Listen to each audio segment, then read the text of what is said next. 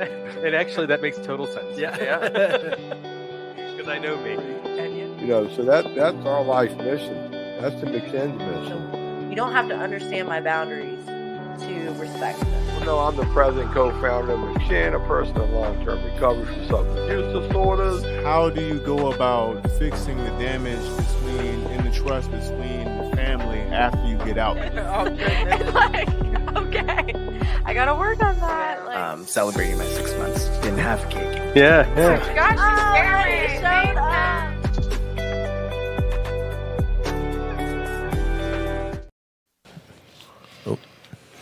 Hey, Welcome to Get in the Herd podcast, brought to you by the McShinn Foundation.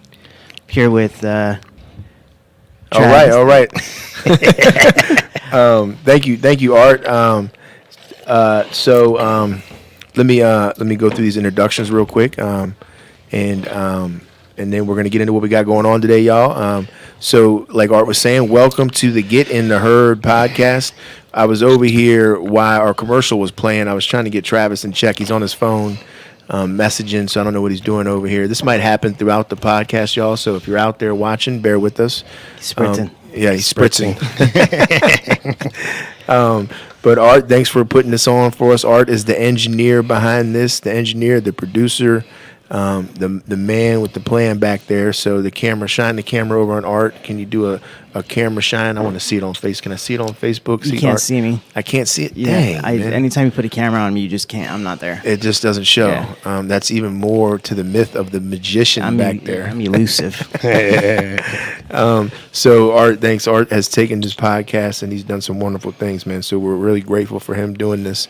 We're going to try to do this now, y'all out there.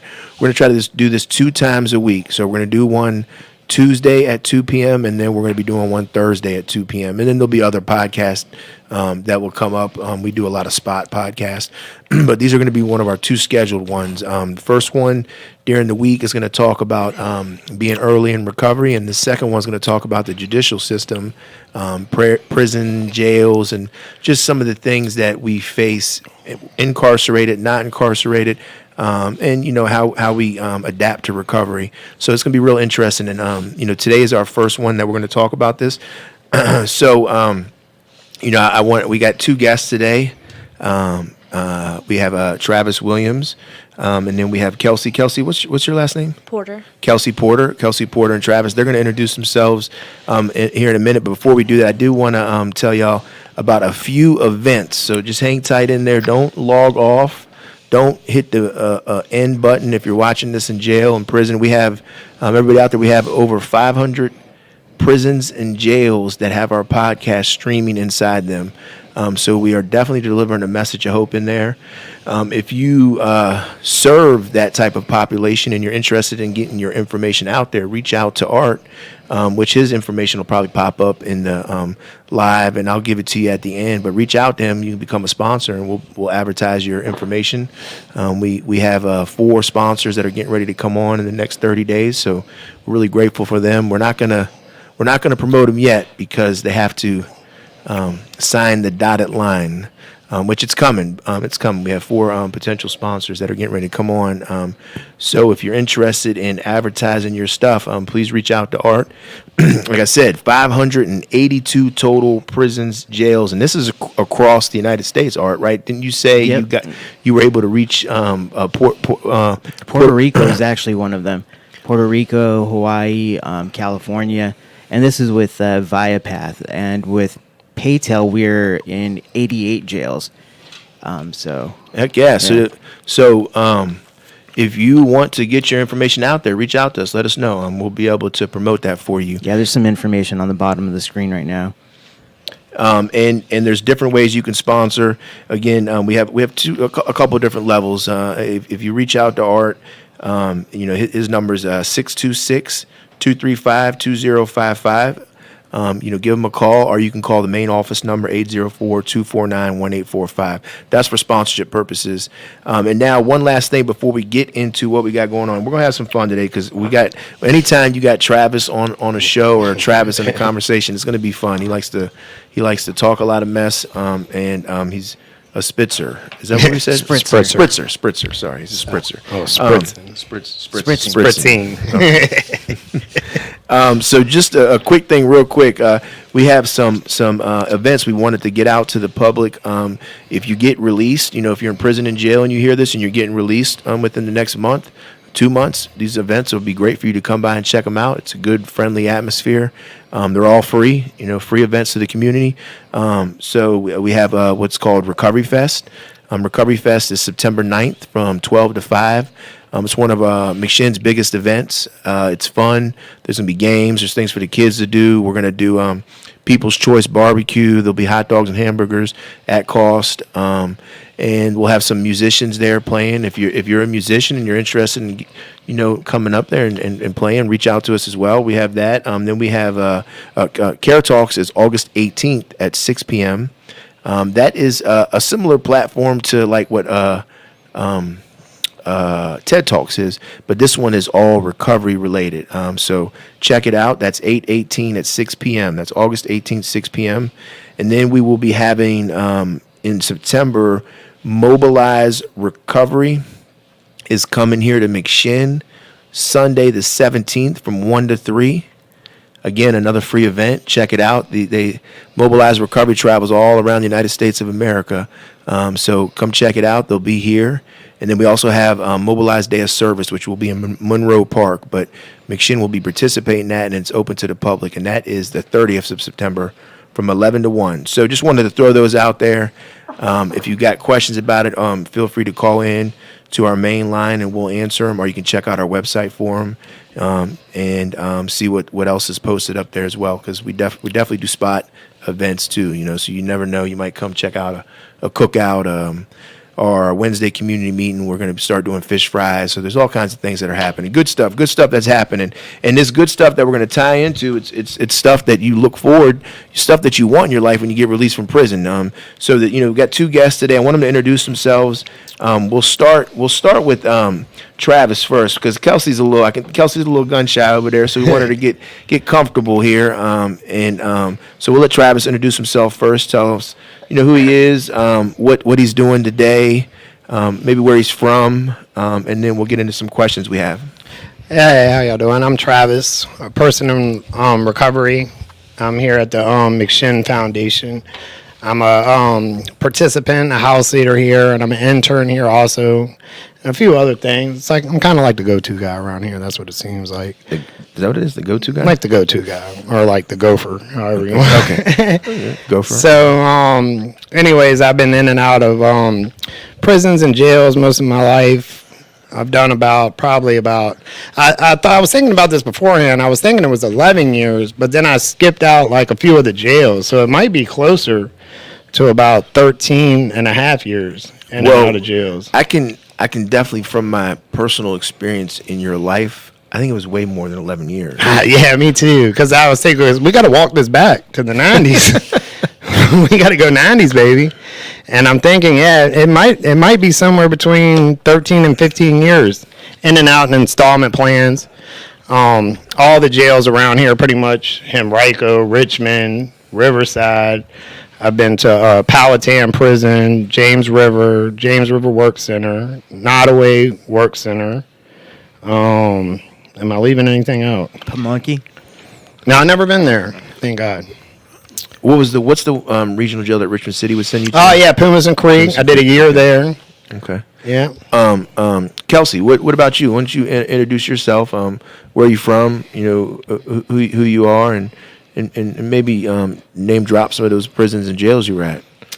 I'm Kelsey. I've been in and out of prison since I was 18. I'm from Fredericksburg, Virginia. I just did 2.5 years behind distributions, and I am now in recovery at McShin. Okay, all right. Was that your first time being locked up? No. Okay, well, so you've been locked up before? Mm-hmm. I just got out from doing 2.5 years in January, and then before that I did a year and a half. Okay, all right. I like the how This no knock, Kelsey, but this is what I used to do too, and I would tell like my what I was locked up for. Yeah, I was a distribution drug dealer. Everyone's a kingpin. And the reality was I was getting high. I was using Godfather. Yeah. But I'm just messing with you. So let's talk about. I think I really and me too. Everybody out there, everybody listening. I've been incarcerated too. We were talking before this.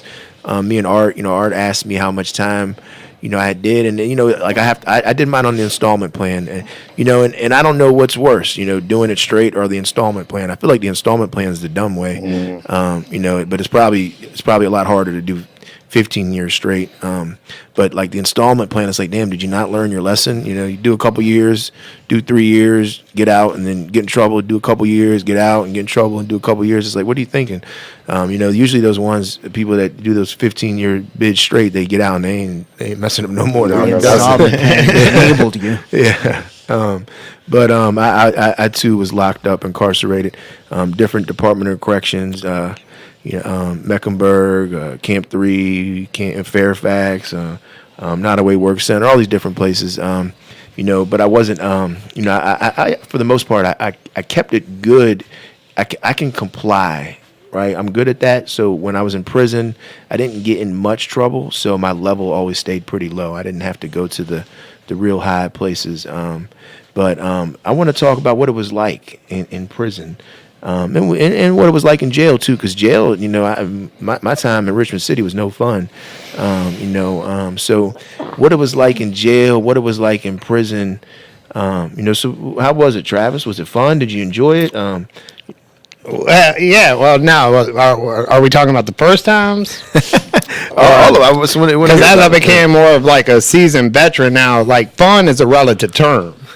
But could I make it fun? Yeah, I could definitely do that. But the first times, I always thought that was called that. So what you're talking about is that's how we bid. Like we bid. We bid, and we got to make things fun to make time pass. So we goof off and fun. But talk about what it's really like in there, though. Yeah, it's horrible. It's disgusting. It smells. It's a lot of bodies.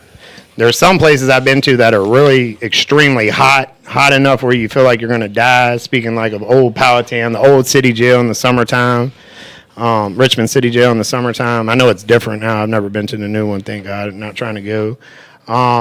The first jail that I ever got locked up in was the old Chesterfield, not the one where the heart program and all that stuff is. I'm talking about where you went to a drunk tank and all that, the 6-hole. And when I walked in there, I would always, let's take it back to like when we were 18, when we first would have to go. And so I was really rebellious. So I was thinking, well, take me to jail. You know what I mean? Whatever I would say, whatever I was doing, I don't care about jail. But when I got there, it was a different story. When you start going through the processing, you're getting treated like a grown man. And you're fearful because you don't know what to expect. You're around a bunch of other grown men, and you're an 18-year-old fresh-faced kid with, like, peach fuzz on your face, and you're thinking, man, what the hell is going on, And you go to, like, a dungeon-type tier, and everybody's talking shit, and you're trying to – and all you really are is really nervous, for real. You got the butterflies. You're like, oh, shit. You're just really quiet. Let me go get this mat and lay down and just, like, try not to say anything, be invisible. To a degree, you probably get comfortable afterwards, but not really. All you're doing is calling home, like, please, somebody get me out, please. Yeah. I'm so sorry for being such a... Come bomb me out. Plenty of times. Please come bomb me out. You hear my mom in the background, leave him in there. Yeah, right. Yeah. So 18 years old, first time. Yeah. 18 years old, walking into a jail. I remember I was 18 years old. I was a juvenile when my first time I got locked up. But when I made it to that jail, one thing I remember is the degrading part, right? And I know I put myself in there, but when you got strip searched, you got to bend over, you got to cough, and I remember that when they sent me over to another jail, it was a regional jail. They threw that you had to shampoo with this this I don't know if it was like it was some type of lice stuff. Oh like, it yeah, stunk real bad. Yeah, it was like a powder. Yeah. It was liquid. lousing powder. Yeah. And there was a woman on the other side, like watching and making sure I did all this, and I was like, what the heck? I couldn't, it was very degrading. That stuff right there was man. And at a young age, man, I didn't know what I was getting into, so I definitely was scared. What about you, Kelsey? How was it? First time locked up. Well, my first time locked up, I was definitely scared. It was very rough, but then I finally met people in there that I knew that helped me out. I was super scared. Yeah, so you had some friends in there. Yeah. I don't know if that's a good thing or a bad That's thing. a bad thing. I was getting high in the jail. Yeah, okay. I can relate to that. I remember getting dope sent in the mail. This is a long time ago, An police out envelope. there. Yeah. Well, let's talk about that for a minute. Like, that makes it even worse. If you're going into the jail, you're stepping in there and you're down detoxing. And then that makes it even 10 times more. Because first of all, you're thinking, man, should I just fucking just... Oh. Excuse me. Is it 15? At least we made it 10 minutes. It's 15 minutes. How long does John usually make it? He doesn't. Sorry. I got into bid mode. Sorry. Yeah. Okay, all right. So you're thinking, should I just freak out right now and just go straight to the hole? Should I cause a commotion? And I was thinking about one time I did actually do that. I ran around the booking, and Henrico, like an idiot, they were chasing me. I slammed myself into the fingerprint machine, and I ended up in one of those black You chairs. did that, really? Yeah. you thought they were going to give you some detox meds or something? No, I didn't know what was going to happen. I was thinking, well, in my sick disease thinking, I was thinking maybe I could run through the brick wall or something. But what I ended up doing is ended up in one of them chairs with a spit mask on my face, throwing up in my own mouth. How long did you sit in that chair? So those of y'all out there that might not know what this is, explain what that chair is. Explain what it is. It's a restraint chair. And it looks kind of like a cross between something they put Hannibal Lecter in and like a wheelchair. So where do you use the bathroom at when you're in that chair? Well, you better hold it, or you'll be using the bathroom on yourself. And you will have a spit mask on, which is kind of like some loose pantyhose that you can kind of see through up here, so you can't spit at the deputies. How long did they strap you in that chair? I was in there for 4, 5, maybe 6 hours until like another deputy came in that knew me, and they were like, "Trav, what the hell are you doing?" That chair definitely fucking sucks. So you got put in the... Did you just say that for too? I'm going to be doing the podcast by myself. Y'all keep cussing up on this thing. Sorry about that. So Kelsey, you got put in the chair too? Yes. Tell us about the chair. What'd you do to get put in the chair? Well, I threw a cup of coffee at one of the officers. So was it hot? You heated it up and threw it at the officer. Hot pot. No, we had microwaves. Did you get a charge for that? Yes. A street charge? Yes. What was it? Assaulting an officer? I got also caught a dropped. charge. Did it got dropped? Yes. You got a charge for assaulting an officer too? No, I got for running around and slamming myself into that thing. I got a What, they charge you with disorderly being dumb? disorderly conduct. How do you go in booking? And I've heard body only, but here I'm going to catch one now, just while we're waiting around. The restraint I thought chair charges in definitely jail. What did you get, Art? Resisting arrest while I was in jail, already handcuffed. They gave you resisting arrest. What'd you throw on them? I didn't throw anything. I was just being... Just bucking. Yeah, flipping them off and stuff like that. I tell you, Art, you're one person I don't want to say this is bad, but I would like to see that. I think it would be interesting to see intoxicated. Oh, yeah, at Tucker's, that's a whole thing. I was trying to jump over the nurse's station, cussing them out, yelling at him. You just going in on them. Mm-hmm. Wait, that was when you came here. That was at Tucker's, yeah. I remember that. You Yeah. went straight to Tucker. I didn't know you was wilding out. If I would have stayed here, I probably would have got arrested or something. Yeah, it would have been bad. I'm glad you guys took me to We Tucker's. didn't think you were going to come back. I remember talking about. We was like, oh, he's not coming. Man, to I was Tucker's. calling my brother from over there. Yeah. I called Joyce and stuff, and I'm telling them that like they're trying to lock me away somewhere. Like if you don't hear from me, like I'm probably somewhere in. It was all this made up stuff. I remember, Yeah. and they were calling us and asking. I was Yeah. going through something. Yeah. Yeah. So y'all caught. I didn't see. I told you I was a good boy when I got locked up, and I ain't catching no charges. Well, when you're going detoxing, you're thinking, I don't want to go to that drunk tank, or I don't want to go to the classification pod. So let me do a little freak out that turns into a big freak out because hoping how a lot of the jails, especially the local jails here in this area, have changed. And I don't say it's for a bad thing. I don't want to say it's bad or good. I'm kind of indifferent on it. But they've changed as in like they provide a lot of medications now for Not at individuals my that are jail. incarcerated. Not where's that? Is that RSW? Where's No, Rappahannock. Rappahannock? Yeah, they don't give you no type of meds. Yeah, at and you all. just were there. You just left there. Yeah, see, they've changed in this area. They'll do that. They're even, some of the jails are allowing the Suboxone, different medications like that for you to be on it. And then one of the good things they're doing is they're setting you up upon release if you want to get the Vivitrol shot, which I think is a good move. Yeah. That's something that's I've good. actually been on that and it doesn't work. Let's bleep. Let's can we keep that off that I was saying? It works for some people. Being honest. Well, you know what you are, and the truth is it works. Like Travis said, it works Yeah. for some people and it Right. doesn't work for some people. Some people have allergic reactions to it. Some people they don't like it. It doesn't do anything. Right now, are you on any other medications? Not, I mean, as far as Suboxone or Vivitrol. No, see, MAT. Okay. And you're doing fine. Yep. So some people can do it without MAT. Some people do it with MAT. I think it's all on the individual. Right. And it's just like any medication. I think it is on the individual.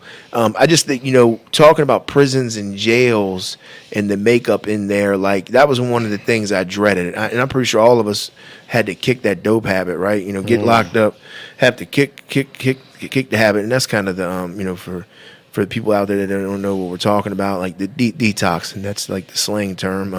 We had a detox. We get locked up, we detox, and we put it on ourselves. It's our fault. But I know when I was doing time, they didn't care. No, you were going and laying down somewhere in a drunk tank or on the floor in the old Richmond City Jail, and you Telling weren't. you to drink water. Well, the most you would get is maybe like some, Gatorade that was really Kool-Aid, and that would be yeah. more aggravating because once you would lay down and get halfway comfortable, then a nurse would be calling you, hey, come and get some Gatorade, man. I don't want that, man. Leave me alone. I just finally got Yeah, my eyes just so closed. Yeah. Now let me tell you a story. One time when I was detoxing, kicking a dope habit in Chesterfield, the old Chesterfield jail that you were talking about. I think I told you about this, Trav, man. So when you're detoxing off of opiates, usually you got bodily fluids coming out of every hole, right? Nose, mouth, butt, everything. There's some type of fluid. You're throwing up, you diarrhea, and the old Chesterfield jail was tiers. And there were some dormitories in the I think the misdemeanor side or something, but there was tiers, and I had a cellmate, and early in the morning, breakfast had came, right? Sorry. I'm so glad you brought this up. Everybody came out and got their breakfast, ate it, went back in their cells, went to sleep. They usually was like the common thing, they go to sleep. And so in your cells, you have your own toilet, and that's where everybody used the toilet. And then out in the tier, you had a toilet that everybody could see. It was just there. And so I had, for the past I've been there maybe 2 days, and I'm sick, y'all. And like, I had woken up my cellmate every morning because I had to use the bathroom because I couldn't hold it. And this one time, man, I tried to wake him up, man, and I ended up defecating on myself, man. I thought you went. And you didn't. Oh no, I'm gonna tell. Okay. That's a separate one. Sorry, I jumped the gun. That's a separate one. So I never heard this one. Thank you. I ended up. Thank you for honesty. Yes. But this is what this illness did, man. I ended up defecating on myself, right? And I had to take my boxers off, and I'm trying to maneuver and do all this stuff, man. It's a little cell he's talking about Yes, too. yes, I mean, yes. it's very tiny and Still it's got couldn't make it to bars. the toilet. Still. It was so embarrassing, man. And then the following day, so here's my fix, right? Because I couldn't wake him up in time, and I did it on myself. So then the next day, same thing happens because you're sick, and it's usually a good 14 days that you're sick. I wake up, and it's again, everybody gets their breakfast. I can't sleep. I can't go back. Couldn't sleep all night. Didn't eat my food, and I got to go, man. Like, it's ready to come out, man. And so instead of waking him up, I went out to the one that's just there with nobody sees anything. You can just sit there. It's like right in the tier. Everybody just pees in it. They don't do anything else in it. And I went out there and I just sat down, and I'm using the bathroom, and like this one guy sticks his head out. and he caught me, man. And he put me on blast, man. Everybody Yeah, like, look at this dude, man. What's he out here doing? What's wrong with this guy, man? on the community board. Yeah, everybody pees on that toilet, man. Did you lace it beforehand? I don't Did you even lace the think I bowl? laced it, man. I don't think I Raw had swirl. time. It was just raw. But like I share this with y'all, right? And everybody out there, man. This is what like this illness does to us, man. I'm incarcerated. I'm kicking, I'm kicking this habit, man, and I couldn't hold my bowel movements, and that stuff is embarrassing. It's shame, guilt, all that. Well, not guilt, but just it's embarrassing, right? So I'm grateful that I don't got to go through that. But speaking of that, y'all both, thinking about back being locked up, all of us, Art, Kelsey, Trav, like, what was the worst thing that happened to you when you were locked up? The worst thing, well, I had some family members die while I was locked up. I had some, like, just situations where things changed, but just thinking about that, just like what you just said, like, this just popped to me while you were saying that, like, just to get serious for a second. So, like, it's strange how, like, that abnormal thinking will become normal to you. So, like, that was normal to me, getting locked up and detoxing or whatever like that. And something like it can go even deeper. Like, I don't know if I'm the only person that's ever done this before, but I would try to swallow like packs if I knew I was getting locked up or I had court or something like that. And I was thinking this was normal to me. Yeah. Get locked up. This just seemed regular to me to try to hurry up, get through booking, run upstairs and drink shampoo. The shampoo? I would drink. I would tell somebody to give me shampoo makes it. to make me throw up. I thought it made it. Okay. Yeah, but if the booking process lasted too long, then I would have to wait the 3 days for the pack. Now, I know that, like, I wasn't the only crazy one because, like, if I had seen a homeboy or in there or something, and they'd be like, man, has that pack came out yet? Like, they're waiting for it, too. And every day I'm sick as hell saying, somebody go give me a glove. I think this might be the time. You know what I mean? It's pancake morning. You know what I mean? And I'm actually digging through. And listen, I'm sometimes I like to think I'm the smartest dude, but like, you would think, that's true. Like swallow, put the stuff in like a lime green balloon or orange. No, I got the first balloons. I have some black balloons. Hardest thing to find. Yeah. So you really got to dig through to try to find this stuff. But yeah, that just popped in my head. Like, so I'm thinking, that's pretty bad. On my knees, dope sick, eyes watering, nose running, with one glove and like some toilet paper around this hand, trying to move this stuff around with my face in it, trying to find a pack. That's one way to live. Man, it's pretty bad. Locked up, digging in your own feces, and it's seeming normal to you. Yeah, and like, oh, this is the way to do it. Like, yeah, and like getting excited. Probably, I'm gonna be the man when I find this. Yeah, everything's gonna be fixed. Everything's gonna be great for the next 2 days. Did you find it? I have found it once, and a couple times I flushed it once. It's probably still with you. Accident. I got so mad trying to look for this that I just said, man, I'm not even looking no more. But I have found it a couple times. Man, I found it, got it, heard a shakedown was coming, rebagged it, and re-swallowed it. Oh. I've done the same. If you want to if we're just so getting you real. did the exact same thing, swallow the pack. Yes. And oh man, and had to re-swallow it and go through the whole process again. It sucks. It really does.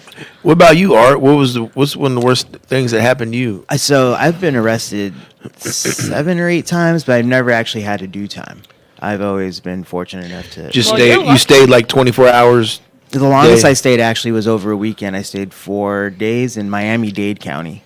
Is that Florida? Yeah. Okay. And I was there. Got arrested on Friday and got out Tuesday. Monday was a holiday.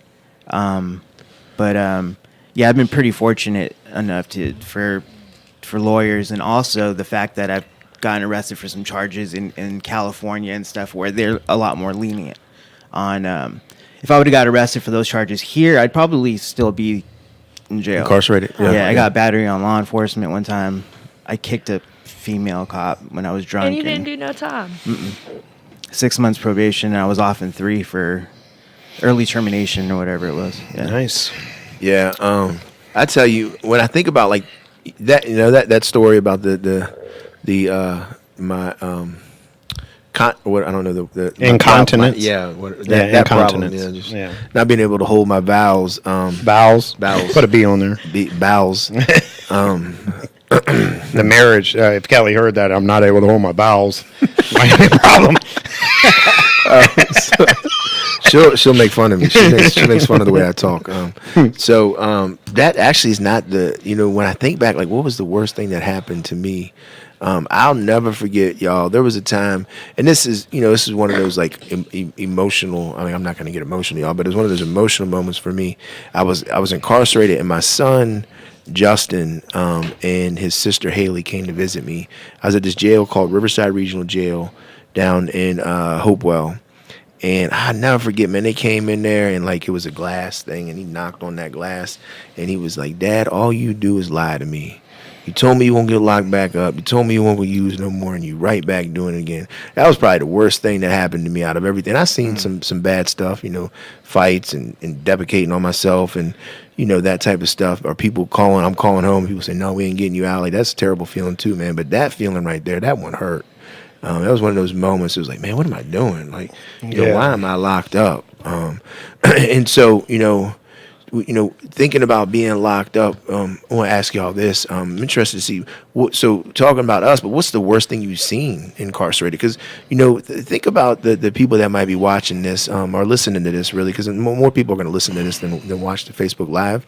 But those out there listening, like our goal is, what we want to do here at McShin is heal families and save lives. That's what we want to do. That's the main thing we want to do. How can we heal families? How can we save lives from, and what we're saving them from is this illness that we're talking about, substance use. How can we do that? And how can we keep them from getting incarcerated? So saying that, like, what was the worst thing you've seen happen to somebody? Yeah, I've seen, I don't know if we want to go that far in the weeds, but I've seen people get severely hurt. I've seen a guy that was going home the next day and he wanted to get on the phone to call somebody, which I don't know what the hell you want to get on the phone for. You're going home the next morning. And there was a guy on the phone sitting in a chair, and he wouldn't get off the phone as quick as the guy wanted to, and he slammed that chair backwards and slammed that dude's head, busted all over the floor. Let's say he didn't go home the next morning. You know what I mean? Yeah. I don't know what ultimately happened to that guy, but I never seen that much blood. I've seen a lot of the lock in the socks, faces tore up like that. I've seen people get at the whole Old City Jail. Jesus, I've seen people get beat I've seen them get snatched off the top bunk and just backflop on the floor and then get the crap kicked out of them. You know what I mean? In prison, I seen somebody get stabbed, and so tell us about that. What happened there? Well, the girl, she owed her money for Suboxone or something like that. And she gave her a certain amount of time that she had to pay her back, and she didn't. And the girl's already in there for life. So she got mad, and come to find out, she came out her cell, and the girl was in the day room and stabbed her to death. She died? Yeah. Oh, wow. They came in. We were locked. They locked us down for a while for that. I bet. It was scary. Yeah, I bet they locked y'all down for probably 30 days at least. Was it? Yeah, that was when I was in Fluvanna. Man, wow. This those listen. This is jail. This is prison. This is what we're talking about here. So, early in the beginning, Travis was talking about having fun, right? And when you can, like you find ways to pass time, right? But ultimately, stuff that happens in there is like what Kelsey's talking about. Like, a young lady lost her life over some Suboxone inside prison. That's the stuff that happens, So when you're out there, right, when you make it out there, because one thing we wanted to touch on before, we got off here, when you're released, right, because, we're talking to 582 prisons and jails, right? So we're talking to a lot of inmates right now. There's other people out there in the community, but so all y'all out there in these prisons and jails, what we're talking about, right? Mm-hmm. All of y'all have probably seen this. You probably see it on a daily basis, but most of you, hopefully, are one day going to be released, right? So what happens when you're released? All of us here were released, right? What were some of the hang-ups? What were some of the pitfalls? What were some of the blocks that you faced when you got released? I had to stay away from my family, like my parents. Well, my mom, because I lost my stepdad and my dad to addiction. But I had to stay away from my mom. She was using, staying away from certain people. And you're still doing that today? Yeah. Yep. And that's kind of, is that what brought you up here? You came here? I called. I was so sick and I was tired of it, and I called my sister and I'm like, I need help. I said, can you please get me some help? And sure enough, she called somebody that was already in the program, and they said, come up here. So it was definitely a blessing. Okay. So, Kelsey, that you brought up a pitfall, and it's funny that it's not funny, but it's ironic that Travis is here too with this, because I know Travis personally, and like one of the, I don't want to say pitfalls, right, but one of the things that I remember Travis had to do was the same thing. He had to step away from his family, not in a bad way, because I love his family. I know them all. Like, he loves them, but like, he had to step away, right? That's hard to do. It's to very hard. Come to the realization, like, I just need to get away. Your mom's out there still struggling, and you make that decision at a young age, because you're how old? 23. 23, and you're like, I don't want to, because man, when I was that age, I was fully dependent on my mom. 23 years old. Well, I've my never mom was my depended biggest on my mom. enabler. Yeah, She's been in prison my whole life, so that's all I really know. that takes a lot of courage, man. That's good. So that was one of the pitfalls. Family. What about you, Trav? What was one of the pitfalls? One of the things that put some blockers for you? Yeah, actually, she caught on a lot quicker than I did too. Because at 23, because I was thinking about that, like, so before you even get out, you're thinking about, or some people or do I think about, do I have a plan when I get out? And most of the time, like when I was your age, 23 or younger, or even all the way up through my 20s and 30s, my plan was just like get home, either go live with a girl or do this, or like as far as I would stretch the plan out is to be like when coming home with no resources or anything. 9 times out of 10, you're going to go to your family. But I was thinking like, well, what if somebody asks you, you're getting ready to get out of jail, and they ask you, what's your plan? And 9 times out of 10, I would say, and this is what I've heard a lot, I'm going to get a job and I'm going to get an apartment. That's as far as the plan goes. You're like, you don't even think, like, how am I going to do that? Yeah, how you going to accomplish that? Yeah. Like, even I'm going to stay clean. Like, I'm going to stay clean and get a job. Like, how are you going to do that? How are you going to stay clean and get a job? You never walk it out any farther than that. So, like, pitfalls for me would be sometimes just the car ride home. So, like, I would get out with all, like, good intentions of, like, man, I'm going to get out, I'm going to get a job, and as soon as I get in the car with somebody and they aggravate me, I'm already thinking about getting high. Like, immediately. Like, no structured thought process about it, anything like that. First place we stop, 9 times out of 10, somebody... Who always picked you up? I've had some girls pick me up. I've had my mother pick me up. I've had multiple people. I've had friends pick me up. I've had my sister pick me up. All these people that picked you up, were all of them... using at different times. So the last time around they weren't, but I stopped by a family member's that was. Now, so in my mind, I'm thinking, whatever. I'm going to stop by and see my family. But, I know they're getting high, so I'm thinking, let me try to do this the best way I can. Instead of asking her for some dope, I'll ask for a Suboxone and I'll stir it up and I'll snip it. And I won't be getting high. I won't take it as prescribed. I'll take it the wrong way. And then I'll keep on doing my plan. I'll keep on, going to look for the job and blah, blah, blah. But by then I've already woken up with my disease, and it's already working on me without me even knowing about it. So that's one particular pitfall. So the ride home is a pitfall. So not having a well thought out plan. Now, I don't know about y'all, but myself, I never did a jail program. I couldn't subscribe to that. And I'm saying I wish I would have. So maybe I would add a little more structure, because they offer that now. And looking back on the past times I was in jails, those weren't really offered. There might be like one pod called a TC pod that sounded too close to PC for me and my, that's dignity. Definitely, I remember doing time, and that's definitely what we would say about the TC pod. Yeah, that's the PC pod. That's what everybody would say. You going over to the PC pod?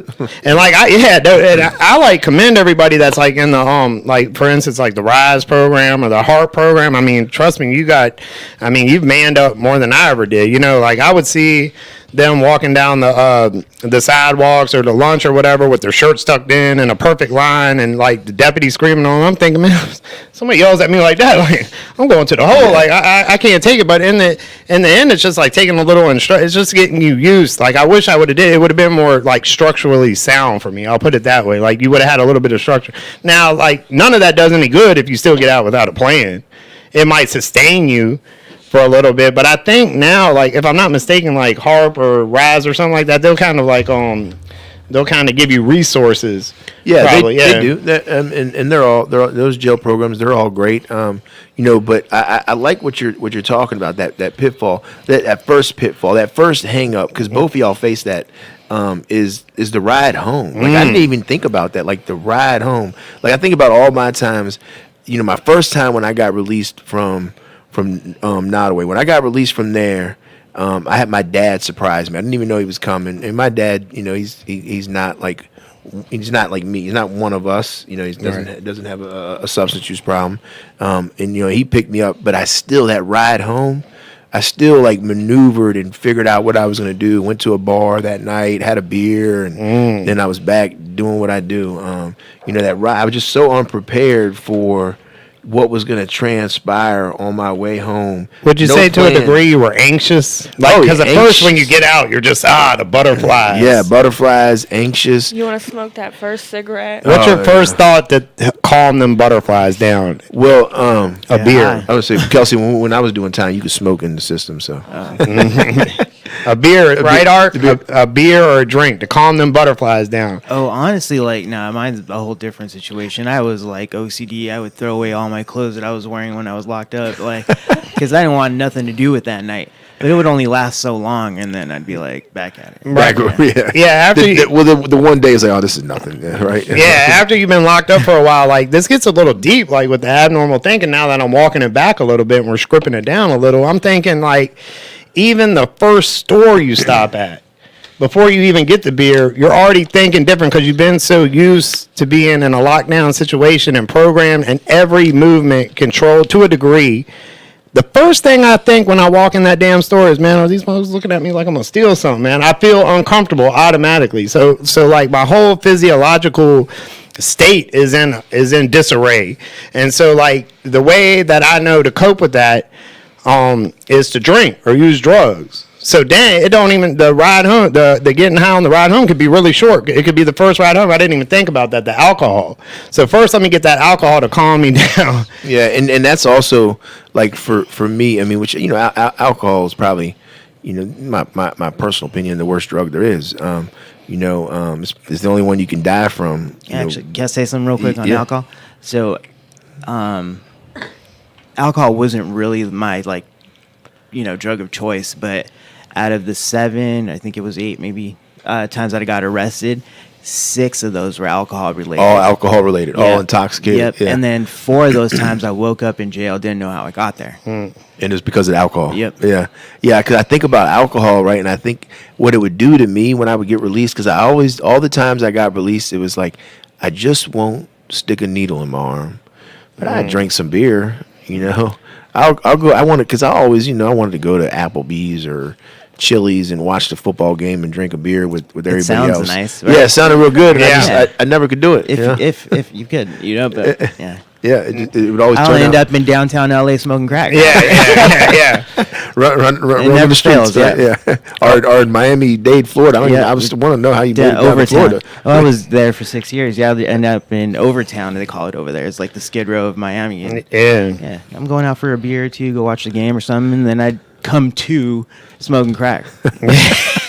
Yeah. I'm definitely not having one drink when I go. I'm definitely getting pissy drunk. Yeah, that definitely happened. So these pitfalls, like we're talking about the family, you know, the ride home and the family and who's picking us up, right? You know, so what are some things that we can do to counter that, y'all? Because we're talking. Think about this the population that's going to hear this, that's going to listen to this, and is somebody that we can help. Like, you know, what are some things we think would help them? Because we got 582 jails and prisons that are going to hear this message, and people in the community today that, you know.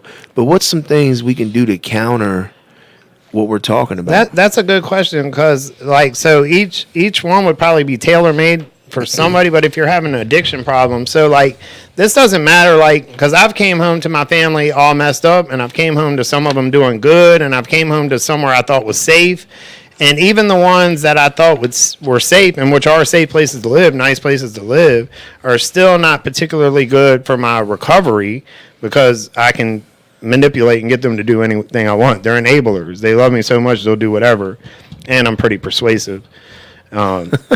To those, To them. yeah, to them. You definitely. I need to call you. Definitely, they definitely do spoil you. Yeah. So what is the solution to that problem? You would think about it for a second, and would you say, like, I mean, for me personally, it ended up being a recovery house. Now, like, I'm trying to think of like what other solution there would be. I can only speak to the one that worked for me. So like, even deeper than that, like, so because you're so worried about, because a pitfall is if you don't have any money, and like, say, like, in some, like, I can't speak, but maybe you can, like, a woman, like, they want to get home to their kids, a man wants to come home to their kids, blah, blah, blah. So you're thinking like home is where it's at, but if home is where you had your addiction problems, or it's where you went to jail from, or it wasn't working out before you went in. And so, like, our mind's thinking, well, I can make it work this time. I can make it work at home. I can make it if I just do such and such and such and such. But by the time you pick up, all that's out the window. So, like, what is the solution? Like, for me, it was a recovery house. And it was getting away from. Okay, I like. I mean, that's not that's a healthy solution. Right? That's a healthy way to handle that. Kelsey, what do you think? What are some? What do you think a solution would be to, to face that? Getting released from jail, from prison, the ride home, where you're going. We don't necessarily have to say family, but just like where you're going, period. Like, what would be what's some solutions that we can give? Staying away from the old people you used to hang out with. Okay. And change your phone number. That's good. Get rid of those numbers in the phone. Change your phone. I just made a whole new Facebook. Okay. So. That's good stuff. I think about it, right? And I was listening to what you were saying, Trav, and I remember changing numbers and doing. I did that stuff. But like, we usually know who the healthy people are in our lives. Right. Like, we can justify it, like, oh, that's my brother, that's my best friend, man. I know he cares about me, but we know we know, right? So that's what you got to think about when you're locked up too. When you're getting ready to get released, man, who's sure enough messing up and not, and you might get tricked every now and then, but typically we know, and that's probably the people you don't want picking you up, right? That's probably the place you don't want to go, and I think they talk about failing to plan is not planning at all, right? So Trav, you talked about that plan. I think putting that plan together before you get locked up is real important. And I know there's a lot of people and counselors that work with you, man, but you got to be honest with that stuff. So I think that plan. And you have to be honest with yourself. Yeah, that's real. Man, Kelsey, 100%, because we will talk about manipulating other people. Trav, we will manipulate ourselves. Oh yeah. Oh, this is a good spot, man. She cares about me. That's my girl. Like, yeah, she gonna make sure I don't use. If I'm good, she'll be good. Yeah.